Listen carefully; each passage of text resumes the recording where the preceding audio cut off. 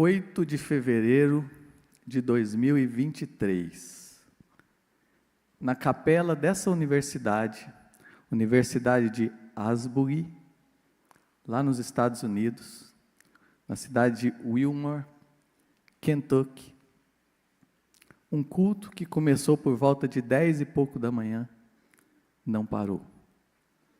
Alguns estudantes permaneceram ali, louvando, orando, lendo a palavra.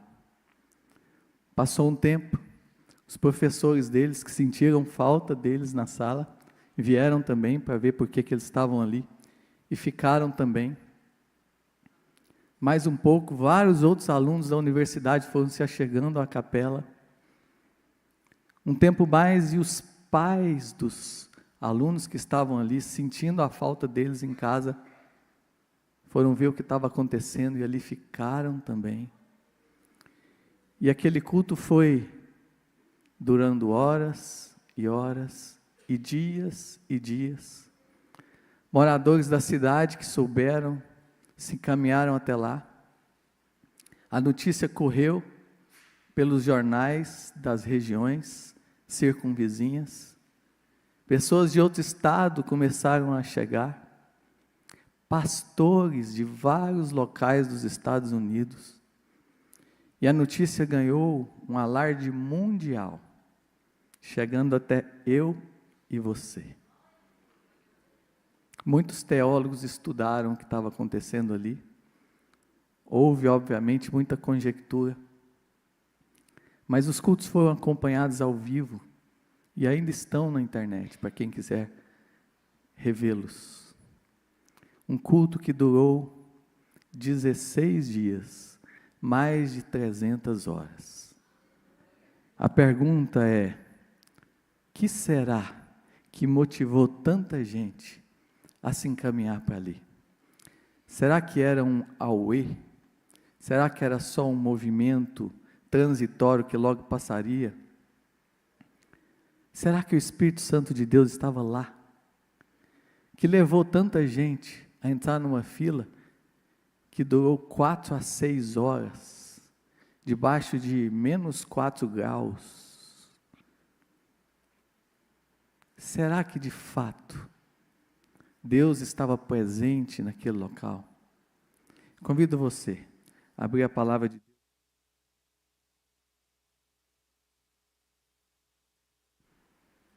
Alô.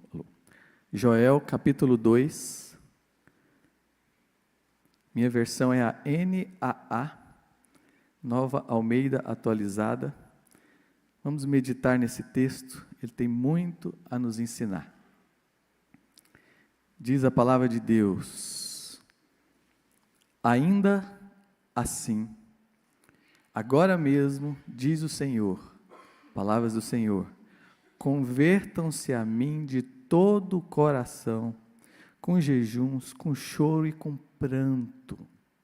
Rasguem o coração, não as suas roupas. Convertam-se ao Senhor, seu Deus, porque Ele é bondoso e compassivo, tardio em irar-se, e grande em misericórdia, e muda de ideia quanto ao mal que tinha anunciado. Quem sabe, Ele não se voltará e mudará de ideia, e ao passar, deixa uma bênção, para que vocês possam trazer ofertas de cereais e libação ao Senhor, seu Deus. Toquem a trombeta em Sião, proclamem um santo jejum, convoquem uma reunião solene, reúnam o povo, santifiquem a congregação, congreguem os anciãos, reúnam até as crianças e os que mamam no peito, que o noivo saia do seu quarto e a noiva dos seus aposentos, que os sacerdotes, ministros do Senhor, chorem entre o pórtico e o altar, e orem: poupa o teu povo, ó Senhor, e não faças da tua herança um objeto de deboche e de zombaria entre as nações, porque hão de dizer entre os povos: onde está o Deus deles? Então o Senhor teve grande amor, em algumas traduções misericórdia, pela sua terra e se compadeceu do seu povo. O Senhor respondeu ao seu povo: eis que lhes envio o cereal, o vinho, o azeite, e vocês ficarão satisfeitos. Nunca mais farei de vocês motivo de zombaria entre as nações. Mas o invasor que vem do norte, eu o removerei para longe de vocês e o lançarei para uma terra seca e deserta. Lançarei a sua vanguarda para o mar oriental, a sua retaguarda para o mar ocidental. Subirá o seu mau cheiro, subirá a sua podridão, porque agiu poderosamente. Joel volta a falar: não tenha medo, ó terra, alegre-se e exulte, porque o Senhor faz grandes coisas. Versículo 28 agora, palavra do Senhor. E acontecerá, depois disso, que derramarei o meu espírito. Vou repetir. E acontecerá depois disso, que derramarei o meu espírito sobre toda a humanidade. Os filhos e as filhas de vocês profetizarão, os seus velhos sonharão e os seus jovens terão visões. Mais uma vez, Senhor, nós nos colocamos aos teus pés, pedindo ao Senhor que nos ensine, Pai, que abra o nosso discernimento, o nosso entendimento, que nos dê sabedoria. Somos tão pequenos, tão limitados, Senhor, mas o Senhor é grande, é excelso, é o Altíssimo, é o Senhor dos senhores, é o autor da vida, o Senhor é o autor da nossa fé, o Senhor é o Deus Salvador por meio do Teu Filho, é o Deus que nos redime, o Deus que nos redimiu naquela cruz, o Deus que anda conosco, que nos ajuda em nossas fraquezas, que não desiste de nós, um Deus cuja misericórdia é tão grande, cuja graça é melhor do que a vida, um Deus cujo amor é inesgotável, cuja bondade é tão imensa. Obrigado, Senhor. Nós nos rendemos a Ti, pedimos que o Senhor trabalhe na nossa vida, molde, transforme o nosso coração, a nossa mente, para a Tua glória, em nome de Jesus. Amém. Meus irmãos, vocês percebem, quando oram para o cenário aí em volta, vocês têm a mesma sensação que eu, que parece que o cristianismo está em crise, ou pelo menos que as igrejas estão caminhando para outro rumo? Quando a gente olha para o cenário mundial, a gente vê tanta corrupção, as autoridades, tanto de cá quanto de fora, tão corrompidas, chafurdando-se num poder sujo. Parece que cada vez mais estamos vivendo o cenário de 2 Timóteo 3, não é? Homens egoístas, homens arrogantes, insolentes, traidores, amigos dos prazeres, muito mais do que amigos de Deus, que têm forma de piedade, mostram-se bonzinhos, solidários, mas negam a Deus o poder. As pessoas cada vez mais adoentadas, especialmente de forma emocional e espiritual.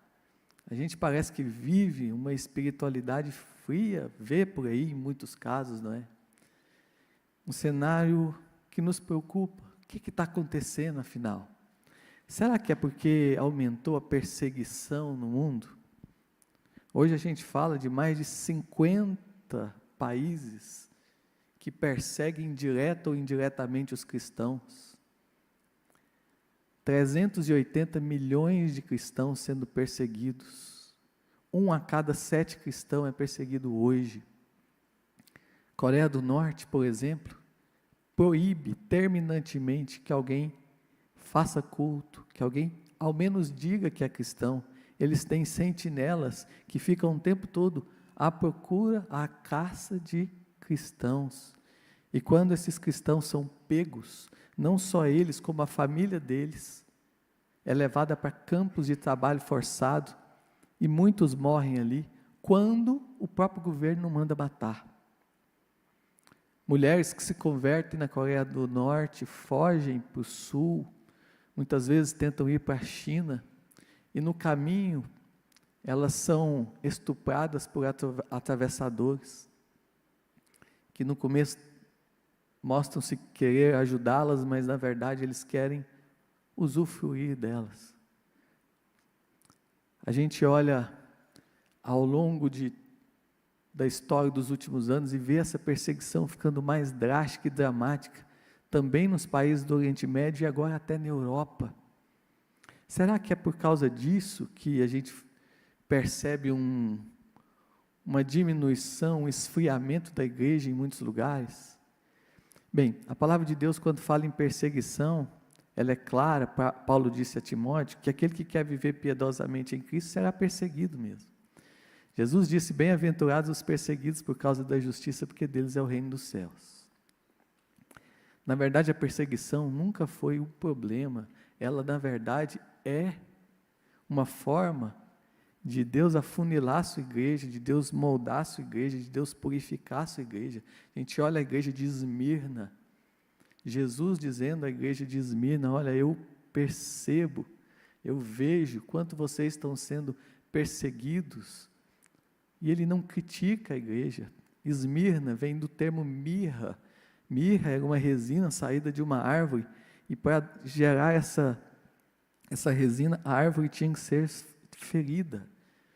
É um símbolo do que Jesus fez por nós, é um símbolo daquela própria igreja, que foi tão ferida e entregue. Tantas pessoas daquela igreja foram mortas, mas era uma igreja pura. O que a gente vê então no cenário mundial?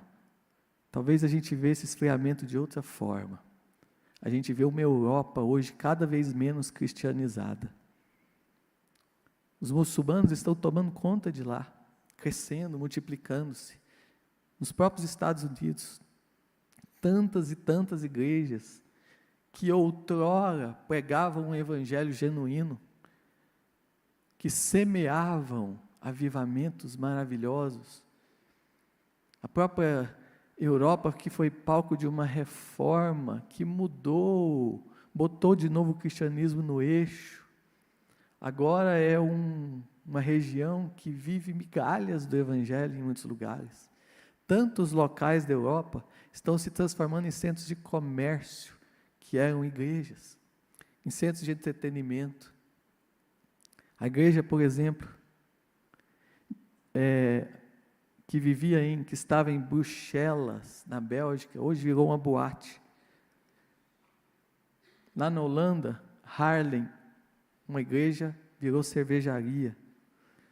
Outra igreja na Bélgica virou um hotel. O governo tem pedido para não derrubar as igrejas, e por conta disso elas estão se transformando naquilo que a Europa é hoje, uma região materialista que vive um progressismo cada vez mais frequente. A gente vai em outra região da Holanda e vê uma livraria onde antes era uma igreja. A gente vai nas Astúrias, na Espanha, e vê uma igreja onde se pregava o Senhor Jesus. Hoje é um local onde o pessoal anda de skate. Isso é triste, não é? Aí você fala: mas tá bom, isso é lá fora, isso não é aqui. As nossas igrejas estão cada vez mais cheias. Só aqui na rua tem 3 igrejas. Mas a pergunta que eu faço é: será que Deus está dentro delas? Da maioria delas, ou de grande parte delas, de fato?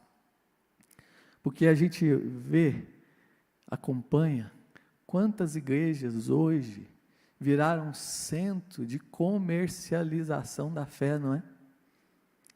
Estão fazendo escambo do evangelho, estão vendendo bênçãos, à semelhança do que se fazia na Idade Média, quando a igreja católica vendia indulgências, o perdão, vendia objetos sagrados para obter mais dinheiro. A gente vê em tantos lugares aí vendendo pedacinho da cruz, óleo de não sei o quê. Será que a gente não está regredindo? Tantos locais do Brasil, uma igreja corrupta. Outro dia eu vi um pastor muito famoso, todos conhecemos, pedindo envelopes de 5 mil, de 10 mil, de 15 mil, de 20 mil, pela televisão, para que a bênção de acordo com o que fosse dado, fosse cada vez maior, vendendo bênçãos. Esse mesmo pastor disse: olha, você está pagando aluguel, não conseguiu comprar sua casa ainda? Pega o dinheiro do seu aluguel, dá para a igreja, manda aqui para a gente, Deus vai te abençoar para você ter sua casa. Não estou negando a fé, meus irmãos, mas será que a Bíblia, é isso que Jesus pregou? A gente via Jesus agindo diferente, não é? Não façais da casa do meu pai uma casa de comércio. Ele pegou aquela correia lá, aquela corda, fez um azorrague e saiu destruindo tudo, falando: eu não aceito isso. A gente vê em muitos locais a igreja cada vez mais envolvida com política, muitas igrejas aí, não estou generalizando não, graças a Deus nós temos uma igreja cujo evangelho é límpido aqui dentro, nós pregamos e vivemos o puro evangelho, mas a gente vê muitas igrejas aí se envolvendo com política para terem cada vez mais influência, poder, para conquistarem coisas para elas mesmas, nesse mercado sujo. E aí eu volto a perguntar, será que é isso mesmo que é o Evangelho? Será que o Evangelho está na suntuosidade das grandes igrejas palácios? Será que Deus está ali dentro? Dá para a gente lembrar da igreja de Laodiceia, não é? Uma cidade rica, ficava no entroncamento de várias rotas comerciais, tinha um sistema bancário muito rico, com muitas trocas de moedas, era uma igreja que tinha um comércio muito grande, eles comercializavam, por exemplo, e era famoso lá, vestes de lã preta. Então eles eram famosos pelos bancos, eram famosos pela roupa, pelo comércio, pelas vestimentas, e também eram famosos por um colírio que eles faziam. Eles pegavam um pó, juntavam esse pó com óleo e faziam um colírio, e a região toda da Ásia ali comprava esse colírio para os olhos. E aí vem Jesus e fala: olha, igreja de Laodiceia, você não é quente e preferia que fosse até fria, você é morna, isso me desagrada, estou a ponto de vomitar-te. Você, Laodiceia, acha que é rica, acha que é autossuficiente, mas não é, você é infeliz, você é miserável, você é pobre, cega, nua. Olha só, você que tem sistemas bancários avançados é pobre. Você que tem vestimentas e exporta aí para tanto lugar, você é nua. Você que faz o colírio, você é cega. Eu oriento, aconselho que você compre de mim, Jesus, a verdadeira riqueza, que é um ouro refinado, purificado pelo fogo do Espírito, que são vestes brancas, remidas pelo sangue de Jesus, não as vestes de vocês, e que vocês comprem o verdadeiro colírio que provém do entendimento da minha palavra, não desse colírio que vocês usam aí.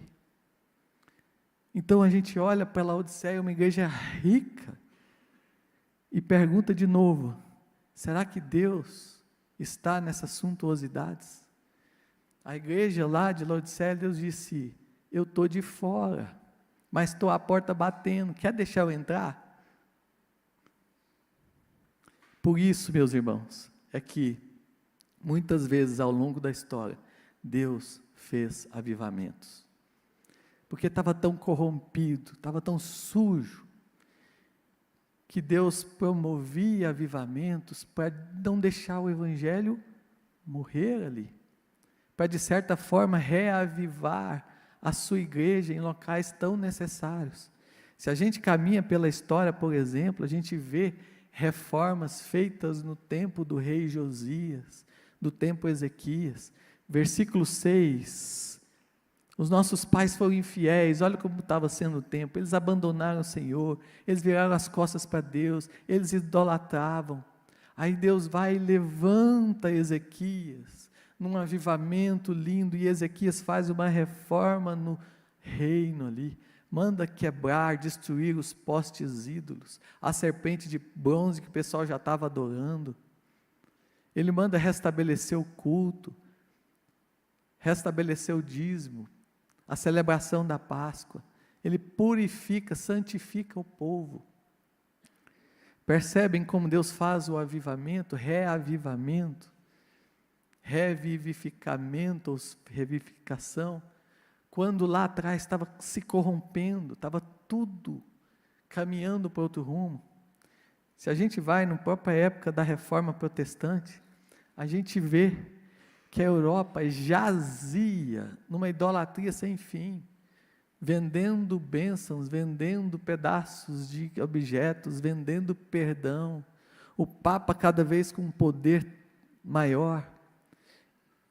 Os governantes da Europa, os monarcas, tinham que ter a bênção do Papa, para poder governarem. A salvação era vendida, vilipendiada.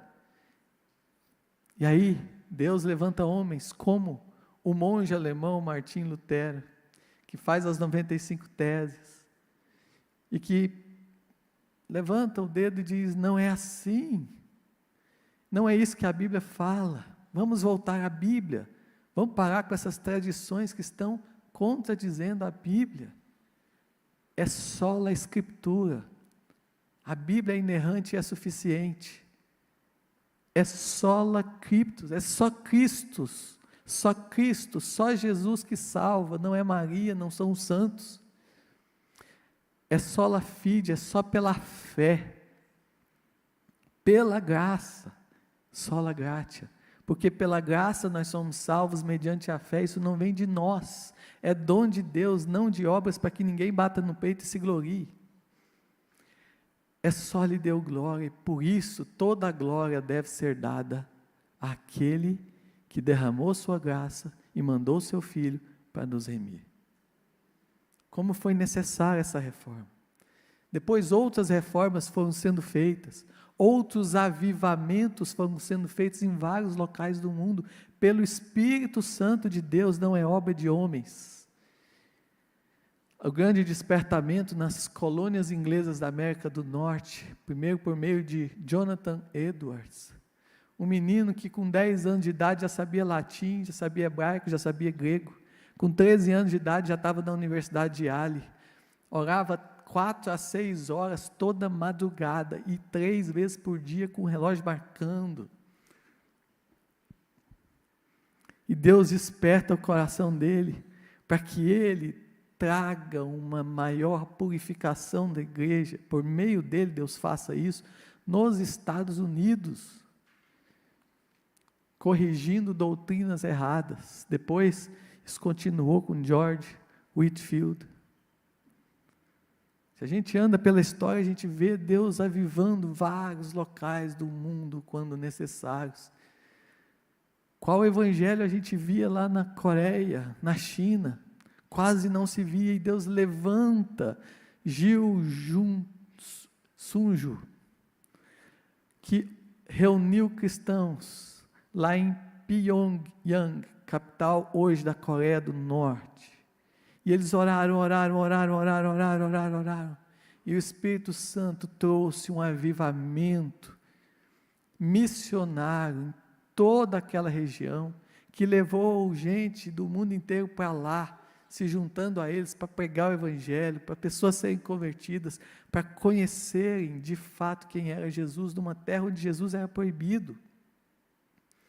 Então, meus irmãos, que bênção é essa? É para isso que Deus faz avivamento. Não é um movimento simplesmente de auê, de louvor. Deus levanta homens, trabalha no coração deles, para que o evangelho seja reinstalado ali, para que pessoas ouçam e percebam, e discernam que está errado. Hoje a maior igreja evangélica do mundo fica na Coreia do Sul, a igreja do evangelho pleno de iodo, lá na ilha de iodo. Então, é por isso que Deus faz o avivamento. E o que é o avivamento? Vários textos da Bíblia falam sobre isso. O pastor ontem falou, usando o texto de Abacuque: aviva, Senhor, traz de volta o que está morto, Lembro, meus irmãos, em Ezequiel, o vale dos ossos secos, Deus fala, profetiza aos ossos, e os ossos vão ganhando carne, vão ganhando tendões, vão ganhando pele, eles voltam a viver. Aquilo que está morno, aquilo que está letárgico, aquilo que está sem vida, Deus traz de volta à vida. Se a gente vai em alguns salmos, a gente vê, Deus, o Senhor não vai renovar a vida, não tornarás a vivificar-nos. Quando a gente vai no Salmo 119, dos 176 versículos, 10 deles falam, vivifica-me, Senhor, vivifica-me, e olha o detalhe, segundo a tua palavra, não é segundo os modismos das revistas e dos jornais. Gosto desse termo também, avive, que figurativamente remonta à ideia de avivamento, figurativamente. Aviv era o primeiro mês, Abib, do calendário judeu, mês da Páscoa, celebração da Páscoa, hoje chamado de Nissan. Mas também simboliza o mês em que as espigas saem, elas florescem. Por isso Aviv tem a ideia de primavera também. Por isso nós conhecemos bem a cidade que chama Tel Aviv, Monte da Primavera. É Deus trazendo de novo o florescer do Espírito aonde Ele quer. Agora, será que todo despertamento ou expressão emocional é de fato um genuíno avivamento? O que é um avivamento para o Senhor? Então vamos voltar ao texto. Joel 2, versículo 12, vamos caminhar um pouquinho aqui. Diz a palavra de Deus, ainda assim, agora mesmo diz o Senhor, convertam-se a mim. Ainda assim, eu sou apaixonado pela misericórdia de Deus. Aqui, contexto do povo nessa época de Israel, era de miséria, era uma nação que tinha se afastado de Deus, virado as costas para Deus, com idolatrias em tantos lugares, um povo que amava mais a si mesmo do que a Deus, um povo de dura serviço. E aí Deus permitiu que viessem secas, que viessem fogo, consumindo as lavouras, que viessem gafanhotos. Deus foi permitindo que viessem inimigos, prontos a combater esse povo. Mas a palavra de Deus diz, ainda assim, ainda que o meu povo seja um povo tão pecador, ainda que eles tenham virado as costas para mim, ainda que eles tenham pisado no meu amor, ainda assim eu estou vindo chamá-los de volta. Você já pensou sobre isso, meu irmão, minha irmã? Ainda que você tenha pecado tanto na vida, que você tenha voltado as costas para o Senhor, que você tenha ficado morno, ou esteja, ainda que o seu passado seja trágico, seja nojento, seja difícil, ainda assim o Senhor está te chamando de volta, porque Ele é um Deus misericordioso. As misericórdias do Senhor são a causa de não sermos consumidos, elas não têm fim, elas se renovam toda manhã, não importa o que você fez ontem, hoje cedo, a misericórdia do Senhor já se renovou na sua vida, para você. Ainda assim, agora mesmo, diz o texto, não espera não, é sem demora, agora mesmo, volte ao Senhor. Agora mesmo é voltar com sede, assim como a corça anseia pelas correntes das águas, eu anseio pelo Senhor. Sabe por que a corça anseia pelas correntes das águas? Porque quando a corça fica um bom tempo sem nutrir-se de água, ela começa a exalar um cheiro forte, e ela fica muito vulnerável a predadores. Então ela precisa de água, sem água ela morre. A gente precisa de Deus, sem Deus a nossa vida espiritual morre. Ainda assim, que o nosso passado tenha sido difícil, E agora mesmo, diz o Senhor, convertam-se a mim. Converter. Estamos no carro, faz uma conversão à direita. Jesus está falando, sai dessa vida. Sai do que você está vivendo agora e converta-se a mim. Aqui ele não está falando, volte para a igreja, volte para a comunidade, embora isso seja uma consequência. Ele está dizendo, eu quero o seu coração. Eu quero ter intimidade com você.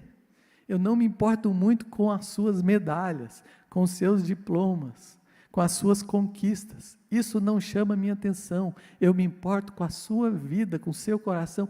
Eu quero você comigo todo dia. Eu não quero aquela oração apressada. Eu não quero uma leitura bíblica de 5 minutos. Eu quero que você deite no meu colo todo dia em comunhão, em intimidade, e venha me abraçar sem pressa, todos os dias. Converta-se a mim de todo o coração. Não é pela metade. Não é com o coração dividido. Não é amando a mim e amando aos prazeres do mundo, que muitas vezes não são coerentes comigo. Ninguém pode servir a 2 senhores. Ou amamos ao Senhor acima de todas as coisas, ou não amamos. Ou Ele é o amor da nossa vida, ou não é. Outras coisas, outros ídolos vão tomar o lugar dele. É de todo o coração, bendize a minha alma ao Senhor, e tudo que há em mim, bendiga o teu santo nome. Converta-se a mim de todo o coração com jejuns. Gente, o jejum é maravilhoso, não é? Não é uma dieta, a Bíblia não está falando disso aqui. A Bíblia está falando de que a gente se volte ao Senhor de uma forma tão intensa e permanente, que o Senhor passa a ser mais importante para a gente do que a coisa que mantém a nossa vida, que é a comida. Deus é tão mais importante e urgente para a gente, que eu vou abrir mão até daquilo que mantém-me vivo, que mantém-me bem, que mantém-me íntegro, para eu não deixar de gozar da presença do Senhor. Eu vou mortificar a minha carne ali. Eu não vou dar voz às minhas vontades, aos meus desejos. Eu vou em jejum ouvir a voz do Senhor, ouvir a vontade dEle. E diz mais, com choro e com pranto. Meus irmãos, um verdadeiro avivamento, ele se dá com lamento, com choro, com pranto. É chorando pelos nossos pecados, é se arrependendo verdadeiramente.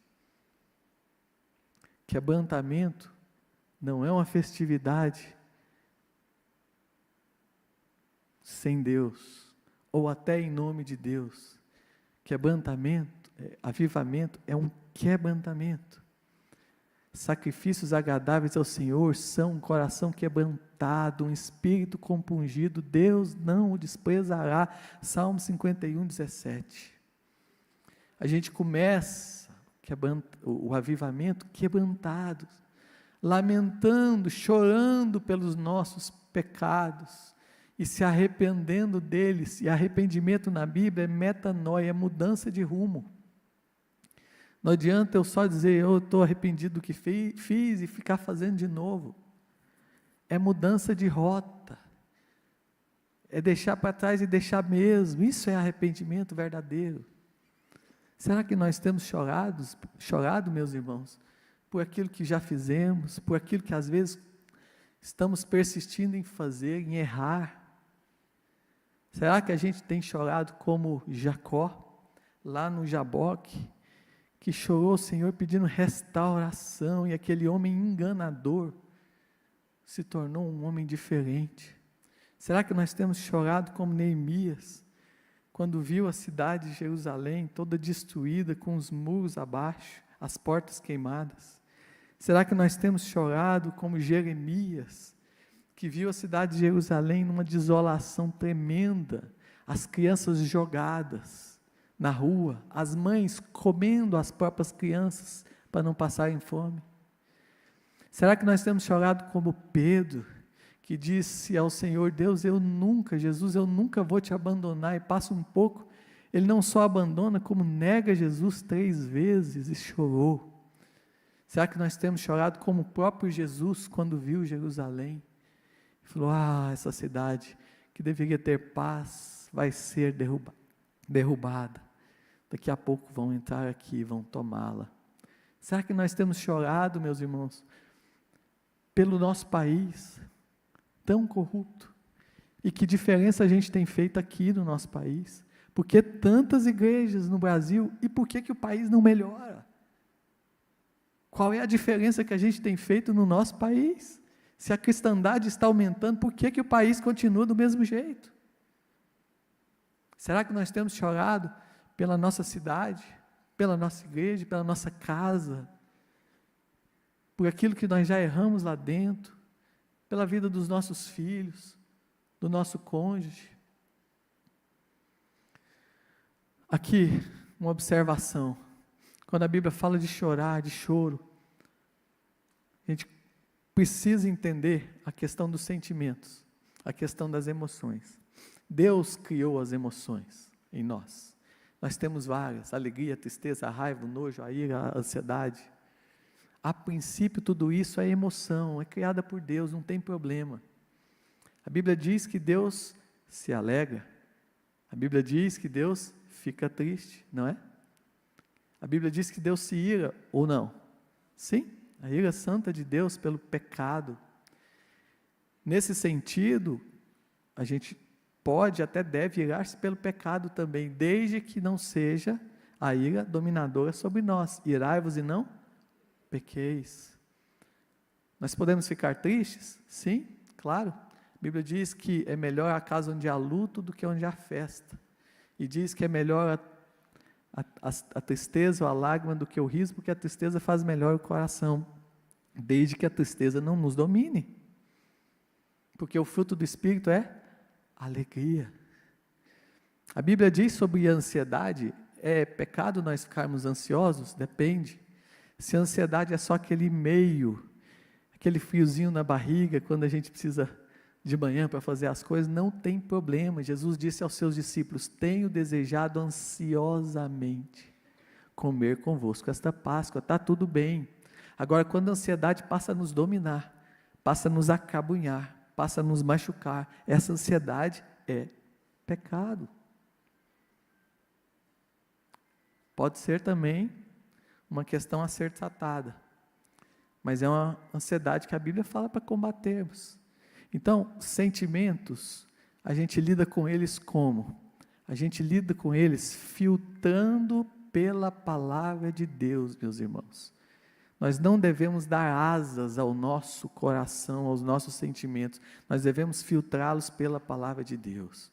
Quantas vezes a gente já não se apaixonou, e não estou falando só por pessoas, estou falando por objetos, por situações, e não quebrou a cara depois? Então a ideia dos sentimentos é a gente sempre filtrar pela palavra de Deus. Isso que eu estou sentindo é de Deus?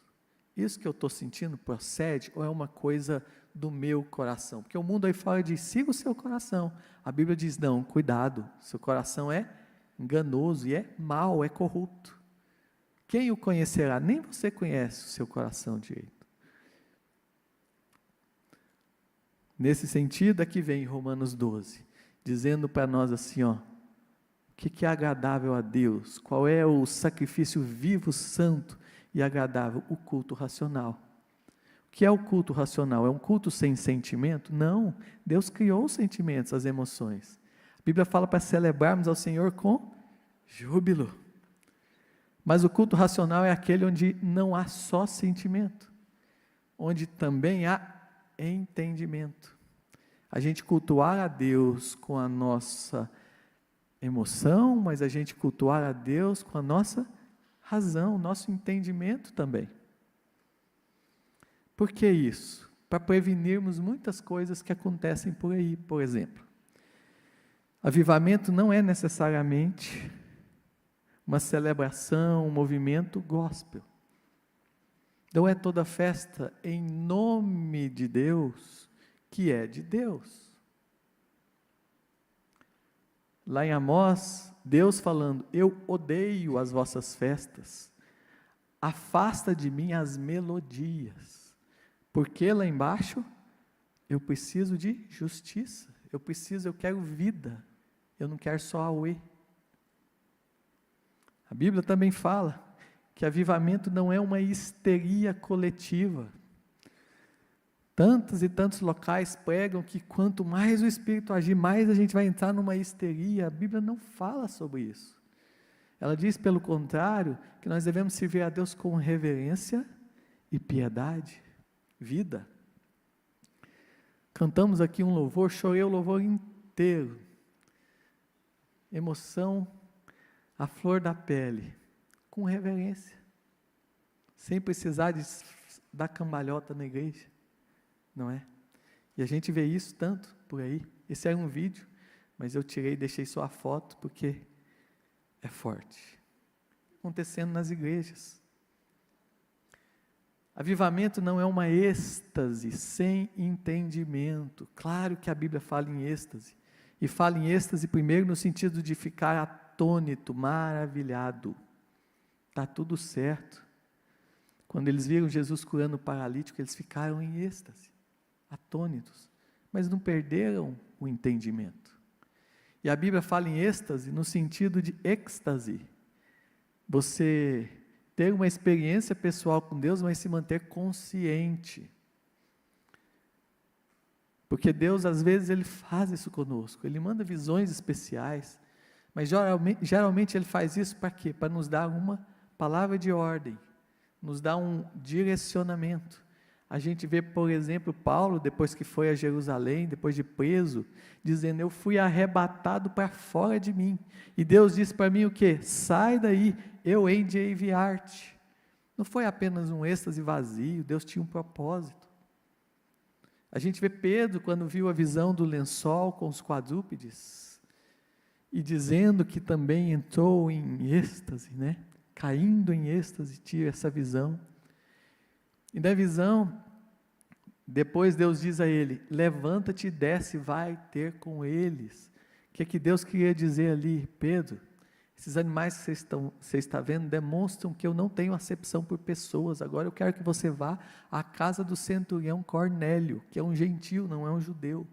Para de preconceito, Pedro, eu amo todos. Quando vemos, por exemplo, Paulo citar a experiência, o êxtase do arrebatamento, dizendo que foi arrebatado ao terceiro céu, em uma das traduções falam que ele ficou em êxtase por isso. A gente vê Deus trabalhando na vida dele ali, mostrando sinais do apostolado dele, mas também chamando ele para mais uma experiência de evangelismo, missionária. Portanto, meus irmãos, essas experiências que acontecem no Espírito, e acontecem, provavelmente, vários aqui já tiveram experiências assim, seja por sonhos, ou outros modos, é uma forma de Deus falar a sua vida e te comissionar, te mostrar um propósito. Lembra de Isaías? Isaías estava lá e teve a visão, e viu os serafins em volta do trono de Deus, Deus assentado no seu alto e sublime trono, e os serafins clamando: santo, santo, santo é o Senhor, toda a terra está cheia da sua glória.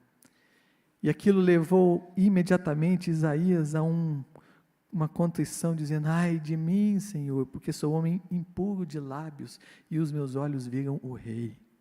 Vejam o que é o avivamento, vejam o que é ver a Deus, ele leva a um arrependimento, a uma contrição. O serafim veio, tocou os lábios dele com uma tenaz, purificou, e aí Deus pergunta: a quem enviarei? E Isaías diz: envia-me a mim. Tem propósito. Essas visões, essas coisas que Deus faz acontecer, tem propósitos. Continuando o texto: rasguem o coração, não as suas roupas. Deus está dizendo a nós assim: eu não quero teatralidade, eu não quero uma adoração cênica, Eu não quero aparência, eu quero essência. Eu não quero que você mostre quem você não é. Eu quero adoração em espírito e em verdade. Quanta coisa a gente vê disso aí, não é? Modismos, milagres, só para chamar atenção. Claro que Deus faz milagres, Ele é o Senhor, mas muitos são forçações cênicas que são feitas para gerar manipulação e gerar credibilidade ao líder da igreja, ou para puxar mais dinheiro. Vocês se lembram da moda do dente de ouro? Para que Deus ia mandar dente de ouro, meus irmãos? Se fosse para Ele restaurasse o esmalte do dente. A gente vê esse caso aí, encontro do avivamento extravagante, com milagres incríveis. Olha, ele anunciando milagres incríveis. Percebe? Olha isso aqui que interessante. Mãe Guilhermina saiu no Jornal Diário da Manhã. Confessa uma restauração na sua boca, se transformou em ouro da noite para o dia, atribuindo milagre ao Oxalá, e concluiu que 3 dias depois do acontecimento, o pai de santo Gomide e tal também recebeu o mesmo fenômeno. E a gente vai falar que isso é de Deus. Claro, meus irmãos, que o inimigo é poderoso, e ele vai atuar com grandes sinais e maravilhas muitas vezes para enganar, maravilhas enganadoras. A gente precisa ter esse discernimento, sabe? Tantos e tantos cristãos em busca apenas de bênção espiritual, mas não do Deus da bênção. Avivamento também não é pirotecnia gospel. A Bíblia diz que tudo deve ser feito com decência e ordem. Um dos avivamentos, pseudo-avivamentos mais famosos que houve, foi o de Toronto, no aeroporto de Toronto. Um pastor, em janeiro de 94, começa um movimento lá, de expressão do Espírito Santo, segundo ele, em que as pessoas rolavam no chão, latiam, grunhavam, ficavam em êxtase, ficavam paralisadas no culto, dizendo ele uma expressão do Espírito Santo. E aí vem depois o pastor auxiliar dele e diz: depois de 3 anos fazendo parte disso aí, nós nos devoramos com fofocas, falando mal pelas costas, divisão, partidarismo, críticas. Depois de 3 anos inundados, orando por pessoas, sacudindo, rolando no chão, rugindo, rindo, rosnando, latindo, ministrando na igreja, agindo como animais, latindo, cacarejando, fazendo de conta que voavam, com asas, comportando-se como bêbados, entoando cânticos sem pé nem cabeça, sem sentido. Hoje fico perplexo em pensar que eu aceitava tais coisas como manifestação do Espírito Santo. Que não sejamos, meus irmãos, inocentes nesse sentido. Muita gente dentro das igrejas por aí, em nome de um evangelho, usam inclusive técnicas de manipulação mental. Eu falo isso agora até como psiquiatra. Isso vem lá de trás, quando Aristóteles ensinou que a gente pode vencer qualquer debate usando uma credibilidade, uma boa palavra e uma emoção. Já viram como os coaches fazem? Eles transmitem a ideia que você quer ficar rico, eles têm autoridade disso porque eles são ricos. Segundo, eles falam palavras bonitas, frases de efeito, com uma musiquinha de fundo. Cativam a plateia. Muito disso é feito em igrejas também. Se a gente vai para Schopenhauer, ele ensinou algumas boas, 38 estratagemas para manipular os outros. Destaco esse último aqui, desqualifique o argumento do outro. Você lembra de alguém que fez isso? É assim mesmo que Deus disse, que você não pode comer da árvore do jardim? Deus falou que eu posso comer de todas as árvores, mas a árvore do meio do jardim eu não posso comer nem tocar. Deus não falou que não podia tocar, porque senão morreremos. Aí o inimigo diz: é certo que não morrereis, desqualificando a palavra de Deus. Isso gerou a Eva, que deu ouvidos a ele. O pecado que a gente sofre até hoje. Cuidado, meus irmãos. Há pessoas que, inclusive, têm questões de personalidade mais sérias. Narcisismo, antissocial, que é o psicopata. Eu não estou colocando pessoas dentro de diagnósticos. Uma coisa que eu falo muito em consultório é: nós não somos diagnósticos. Podemos até ter, mas nós não somos. Quem nós somos, meus irmãos? Nós somos filhos amados de Deus. Nós somos mais que vencedores. Nós somos geração eleita, sacerdócio real, nação santa, povo de propriedade exclusiva de Deus, chamados para proclamar o reino dele. Mas cuidado, sabe esse negócio de cair dentro da igreja, aquela multidão caindo, o pastor tocando e elas caindo? Muito disso é o que se chama de transe hipnótico. Isso aqui é uma notícia de jornal. Técnicas de indução e de hipnose coletivas aplicadas em igrejas, em algumas igrejas evangélicas. Uma forma de sugestionar o outro a fazer o que você quer. E aí eu chamo a atenção para a gente ser igual aos bereanos. Vamos para a palavra. O que a palavra fala? Está certo ou não está? Vamos para a palavra. Vivifica-me, Senhor, segundo a tua palavra. Converta-se ao Senhor, seu Deus, porque Ele é bondoso e compassivo. Ele é tardio em irar-se, grande em misericórdia, muda de ideia quanto ao mal que tinha anunciado. Pelo caminho natural, Deus iria mandar o juízo, porque nós idolatramos ou viramos as costas para Ele, mas quando a gente se converte ao Senhor de novo, converter no sentido de voltar ao Senhor de novo, Deus muda. Deus deixa de nos dar o juízo e passa a nos abençoar. É isso que a palavra de Deus está dizendo. Agora, aonde que deve começar esse avivamento? Diz a palavra de Deus: toquem a trombeta em Sião. Deve começar onde? Na boate? No prostíbulo? No bar? Na igreja. Toquem a trombeta em Sião. É conosco aqui. É em Asbury. É aonde Deus reina. É aqui que recomeça o que Deus quer fazer.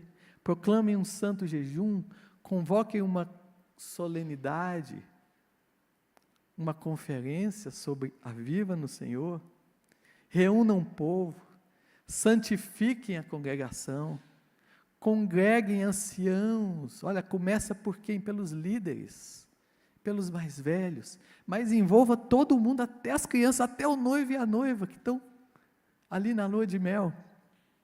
Que os sacerdotes, os ministros do Senhor, os líderes, chorem entre o pórtico e o altar, dizendo: Senhor, poupa o teu povo.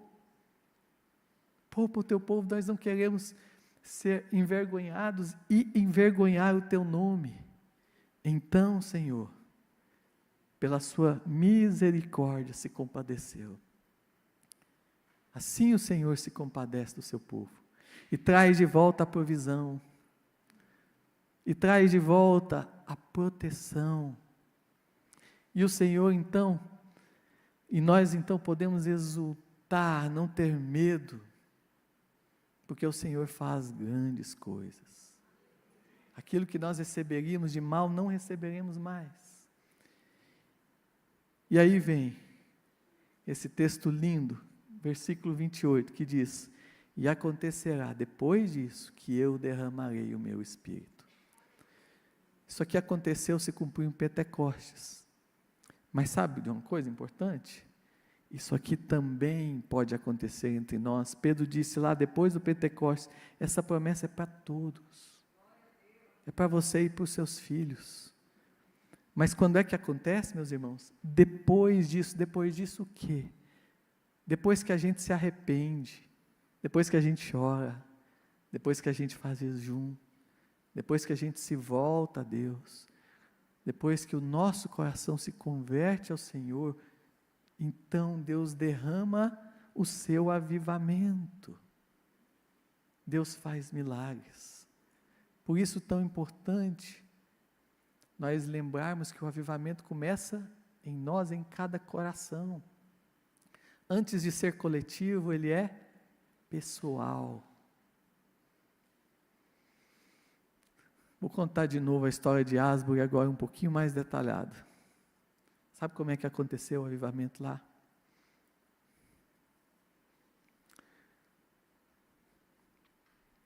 Quando acabou o culto, um jovem ficou lá, ajoelhado, chorando. Chegaram outros 18 jovens e o cercaram. E ele começou a chorar e contar, se arrependendo, os pecados da vida dele. Confessar os pecados. E aqueles jovens em choro começaram a confessar também os pecados uns dos outros. E todo mundo que foi chegando, foi também percebendo esse mover do Espírito.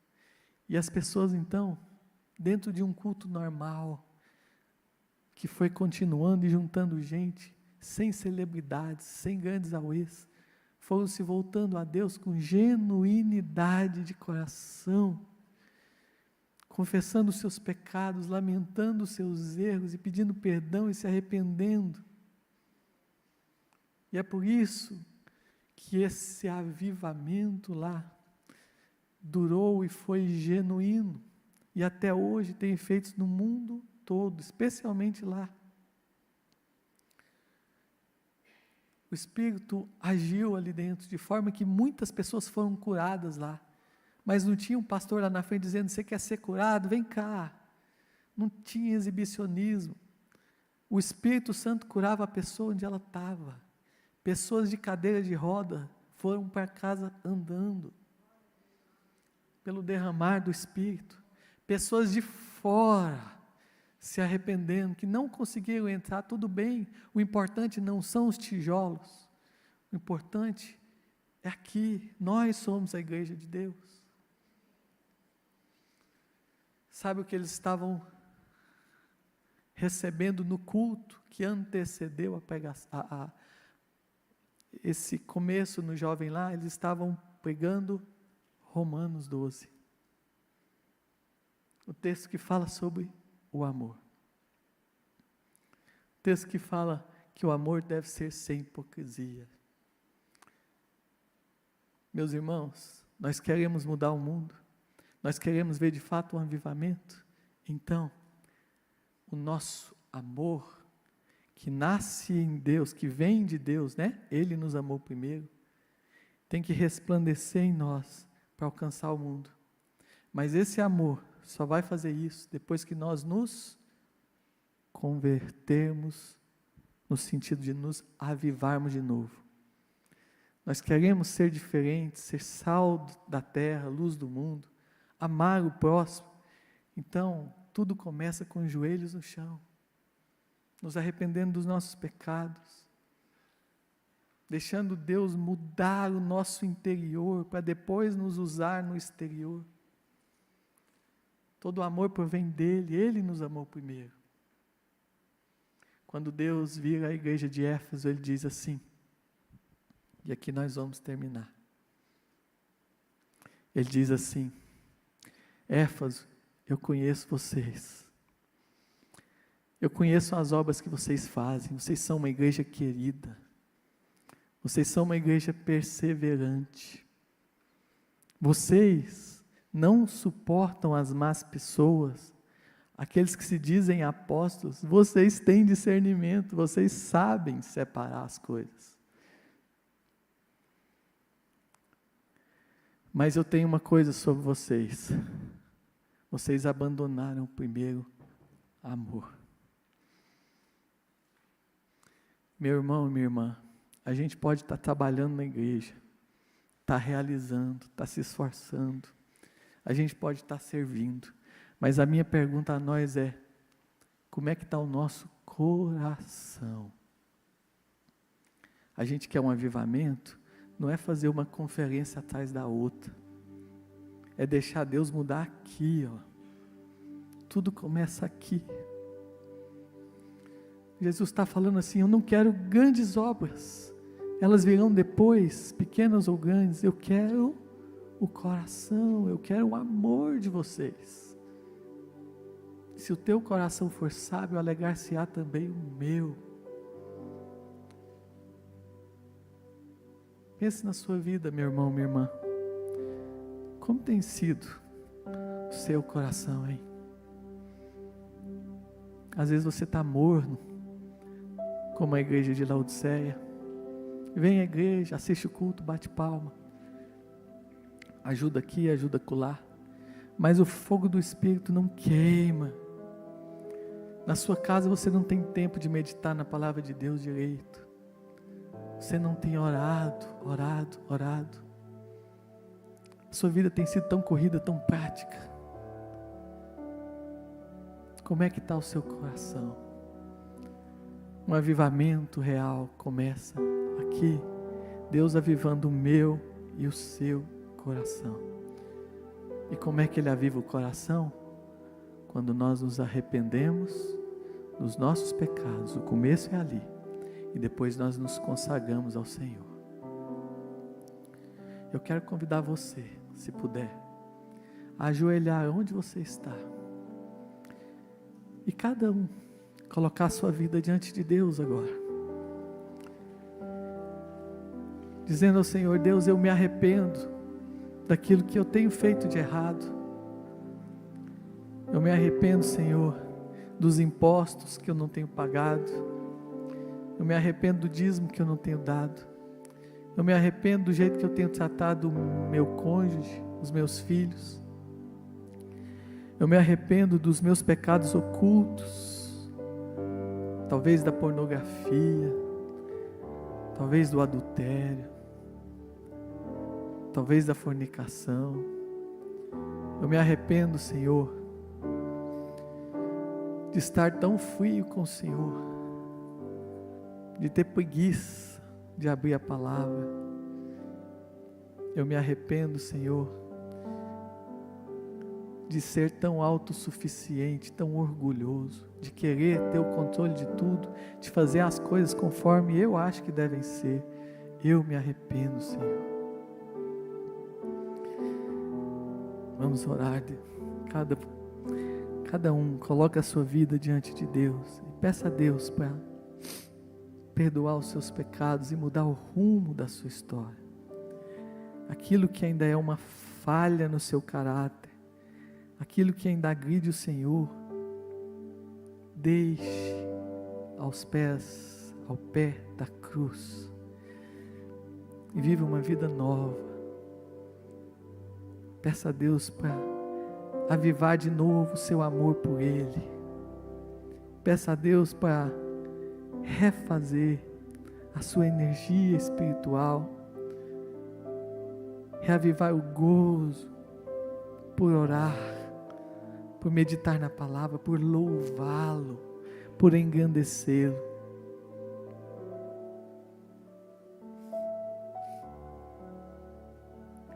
Oh Deus, nós te louvamos por quem Tu és santo, santo, santo. Obrigado, Pai, porque mesmo sendo tão santo, ainda assim o Senhor olha para nós, nos dá o caminho. Ele é o caminho, a verdade e a vida, o Teu Filho. Nos ajuda, Papai, a voltarmos. Nós nos arrependemos dos nossos pecados, da nossa vida torpe às vezes, da nossa preguiça espiritual.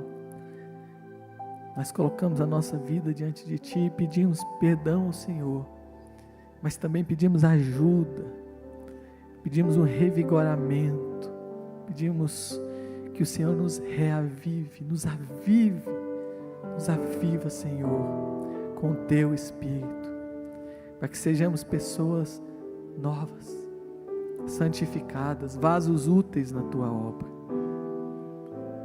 Unge a nossa vida, Pai, com o derramar do Teu Espírito. Faz maravilhas, primeiro em nós, depois por meio de nós.